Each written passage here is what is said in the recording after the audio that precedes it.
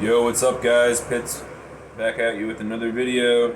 And in this video, talking about Game 7, baby, between the LA Clippers and the Dallas Mavericks. And I expected this series to be over quickly, actually, with the Clippers winning in 5. That was my original projection. But of course, they are choke artists. Just classic. Kawhi is taking over. In Game 5, he was absolutely taken care of by Finney Smith. Finney Smith played good defense on him, limited him to 20 points. In Game 6, Kawhi explodes for 45 points. He has that playoff mentality where he knows that he needs to be the one to score.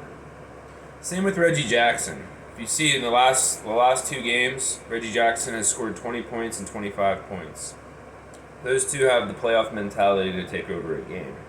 Paul George does not. Paul George does get the rebounds and the assists. He does the other things, which the team needs. But in this game, it's either the Clippers are going to choke or Kawhi is going to dominate. Doncic's going to get his. He's going to get his mismatches. I'm staying away from his props. The only thing that I like for him is over 10 assists in my long shot parlay. But we're going to go into the props that I like. So there is a boost on FanDuel. It's at plus 150 odds for Kawhi to get 30 points and the Clippers to win.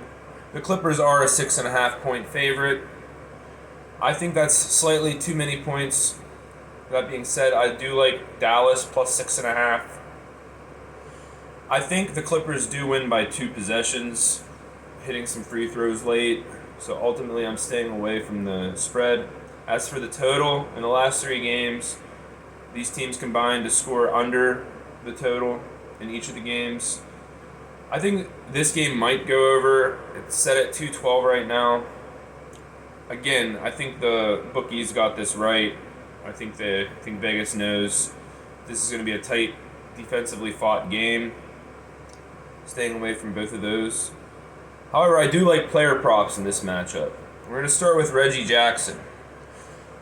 Over 14.5 points. That line has been steadily moving throughout the day. I've been looking at that. In the past 5 games, if you don't count Game 1 where he only played a few minutes, he had 2 points in Game 1. But in Game 2, he scored 15. Game 3, he scored 16. Game 4, he scored 15. Game 5, he scored 20. Game 6, he scored 25. So he's been hitting this number on a consistent basis. Same thing with made threes. He has hit over 3 made threes in each of those games as well. And he averages about 9 attempts per game. So you do the math there. He's hitting 33% from 3, or around 40% from 3. I like that play.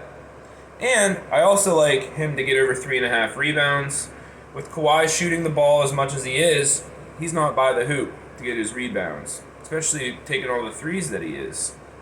So I like Reggie Jackson to get over 3.5 rebounds. He had 9 last game.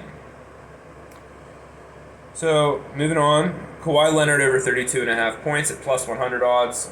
Yeah, even money there. Last game he scored 45. I do think Dallas, if they're smart, they're going to put Dorian Finney-Smith on him. But it's not going to be enough. Leonard's mentality is going to take over. And PG-13, finally, I like his over rebounds, 8.5. It is at 9.5 now at plus money, but to be safe, I took over 8.5 at minus 140 and threw that in a parlay. I also like PG to get over 4.5 assists. I also took 6 assists in the long shot. We're going to get into my parlays here.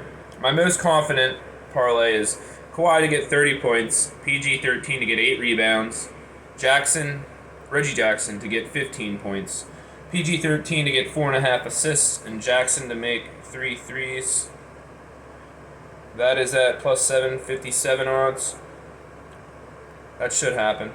And my long shot is Kawhi over 32.5, PG-13 over 8.5 rebounds, Reggie Jackson over 15 points, over 3 made threes, over 3.5 rebounds. Doncic over 10.5 assists, or 10 assists, and PG 13 over 6 assists, and that's at plus 4544. Please like and subscribe, and I hope you all have a great day.